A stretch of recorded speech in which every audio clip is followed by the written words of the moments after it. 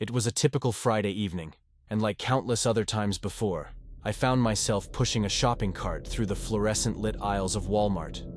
Walmart, with its vast selection, had become my go-to store for everything from groceries to household supplies. Little did I know that this mundane trip would soon turn into a harrowing ordeal that would forever change my perception of the retail giant. As I strolled through the well-organized shelves, casually adding items to my cart, I couldn't help but notice an employee stocking shelves in aisle 9. Aisle 9 was usually my last stop, a place for toiletries and random essentials, but that day, it was my first encounter with him. The man appeared to be in his mid-30s, with short cropped brown hair and an unassuming demeanor. He wore a blue Walmart vest and had a name badge that read, David. As I glanced in his direction, I noticed his deep-set eyes following my every move. It was a little unsettling, but I brushed it off as overthinking and continued shopping. I picked up some shampoo and razors, all the while aware of his presence lurking nearby. I could feel his gaze on me, his eyes unwavering, as if he was cataloging my every choice. When I moved on to the personal care section, I noticed him once again, positioning himself just a few feet away. The feeling of unease grew as I continued my shopping, the man's silent observation never wavering. I began to question whether this was merely my imagination playing tricks on me, but deep down, I knew something was amiss. I decided to put it to the test, so I made a sudden change in my path, veering away from my usual route. To my shock, the man immediately adjusted his path to mirror mine. It was as if he were shadowing me, tracking my movements. Panic coursed through my veins, and I quickened my pace. I was determined to lose him and make my way to the checkout line. As I turned into aisle 7, I paused and discreetly watched him out of the corner of my eye. He appeared flustered for a moment, unsure of my abrupt change in direction, but he soon resumed his pursuit, moving down the aisle, his eyes locked on me. It was then that I realized I was being stalked. My heart pounded in my chest as I considered my options. Should I confront him? Alert store security? Or would that escalate the situation? My mind raced as I reached for my phone and dialed 911, ready to summon help if the need arose.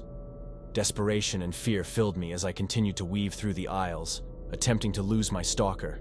I couldn't shake the feeling that he was not a real Walmart employee, despite his attire. The way he watched me, unwavering and determined, was far from normal. Finally, in a last-ditch effort, I decided to confront him. I turned abruptly and approached him in aisle 6. "Can I help you?" I asked, trying to sound as confident as possible, despite the unease that clenched my gut. The man, David, seemed momentarily taken aback, caught off guard by my direct question. He blinked, but his gaze remained unnervingly focused on me. "Oh, I'm just making sure you find everything you need," he replied with a disconcerting smile. It was a vague response that only deepened my unease. Why would an employee go to such lengths to ensure a random customer's shopping experience was satisfactory? His presence was far from helpful. It was invasive.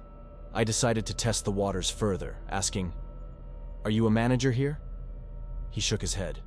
"No, just a dedicated employee." I couldn't shake the feeling that he was lying, that there was something more sinister behind his actions. As I continued my questioning, his responses remained cryptic and evasive. The more I pressed, the more unnerved I became. Despite the tension in the air, I decided to make a break for it. I left my cart and quickly walked toward the store's exit, desperately seeking refuge outside. David followed, his footsteps echoing behind me. My mind raced, my heart pounding, as I considered my next move. I couldn't leave the store without my car keys, which were still in the cart. The possibility of him following me to my car was a chilling thought. In a desperate attempt to lose him, I made a sharp turn down an unlit aisle at the back of the store, away from the main exit. The aisle was a dimly lit maze of storage shelves and forgotten products, and I hoped it would be the perfect place to shake him off. As I ventured deeper into the aisle, my surroundings grew eerily quiet. The ambient noise of shoppers and muffled conversations faded into nothingness. The only sound was the soft hum of the overhead fluorescent lights, casting a harsh, sterile glow on the products lining the shelves. My heart was still pounding, but I felt a momentary glimmer of hope. Maybe I had managed to outmaneuver my stalker. I tried to control my breathing, to think clearly, and figure out my next steps. That's when I heard a rustling sound behind me. I turned to find David standing at the entrance of the dim aisle, his gaze locked onto me. His smile had faded, replaced by a look of unsettling determination. I had to put an end to this nightmare. I couldn't let this stalker dictate my actions any longer. Summoning every ounce of courage I had left, I spoke in a firm, unwavering voice. "Stay away from me," I demanded. "I don't know who you are, but I'm not going to let you follow me any longer." For a moment, he remained still, his eyes locked onto mine. The seconds felt like hours as I held my ground, refusing to let fear paralyze me. Finally, he took a step back, his expression unreadable. "All right," he said, his voice devoid of emotion. "I'll leave you be." It was a small victory, but I wasn't about to let my guard down.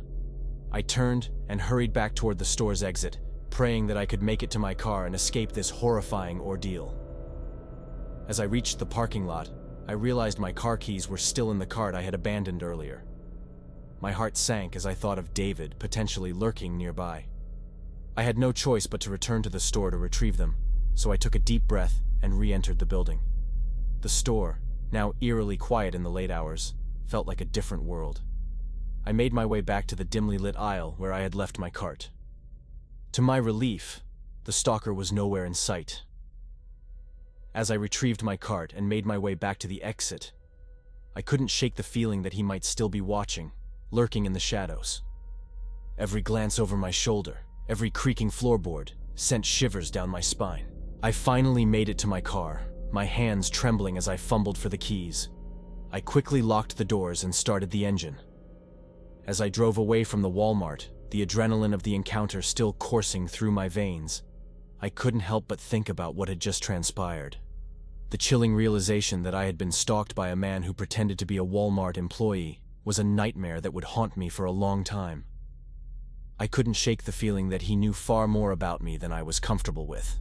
I reported the incident to the local police, and they assured me that they would investigate. They also advised me to be cautious and take necessary safety measures. The thought of him lingering in the shadows, watching me from afar, still sent chills down my spine. I never went back to that particular Walmart, and I changed my shopping routine, avoiding any patterns that could potentially be tracked. The experience left me with a lingering sense of vulnerability and a fear that I couldn't easily shake. As time passed, I couldn't help but wonder about David and his sinister motives. Who was he, and why did he choose me as his target? What horrors had I narrowly escaped that night, and what other unsuspecting victims might have fallen prey to his malevolent scheme? The encounter served as a stark reminder that even in the most ordinary of places, danger can lurk in the most unexpected forms. And so, I continue to be vigilant, ever mindful of the chilling night I was pursued by the Walmart stalker, a night that will forever be etched in my memory.